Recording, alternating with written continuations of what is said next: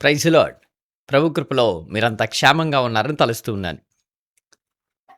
దేవుని వాక్యము చాలా ప్రియమైనది అనే దాని కొరకైన చిన్న సందేశం మీకోసం.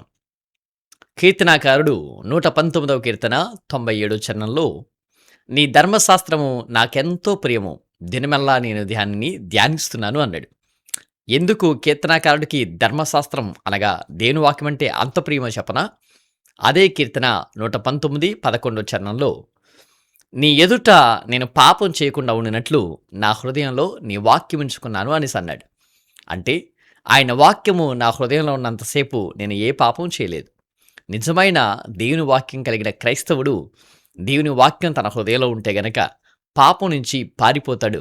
పాపాన్ని అసహ్యించుకుంటాడు. పాపాన్ని ఎదిరిస్తాడు. మరి నీ వ్యక్తిగత జీవితంలో పాపం జోలికి పోకుండా దాన్ని ఎదిరించి, దాన్ని అసహ్యించుకొని దాని నుంచి దూరంగా పారిపోగలుగుతున్నావా? అలా పారిపోతున్నావంటే దేవుని వాక్యం నీలో ఉన్నట్టే. రెండవది, ఈ దేవుని వాక్యము నాకెందుకు ప్రియము అన్నాడో చెప్పనా?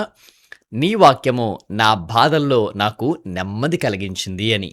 తన వ్యక్తిగత జీవితంలో ఎదురైన ప్రతి బాధలో దేవుని వాక్యం ఎంతగానో అతనికి నెమ్మది కలిగించింది.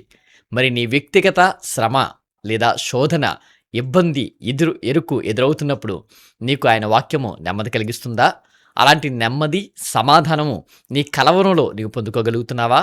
అలా పొందుకుంటే నిజంగా నీవు దేవుని వాక్యాన్ని ప్రేమిస్తున్నట్టే లెక్క. అందుకే దేవుని వాక్యం ఇలా సెలవిచ్చింది. నీ వాక్యము నా పాదములకు దీపము, నా త్రోవలకు వెలుగై ఉన్నది. దేవుని వాక్యాన్ని మన పాదములకు దీపంగా చేసుకున్నప్పుడు మన త్రోవలు సరళం చేయబడతాయి.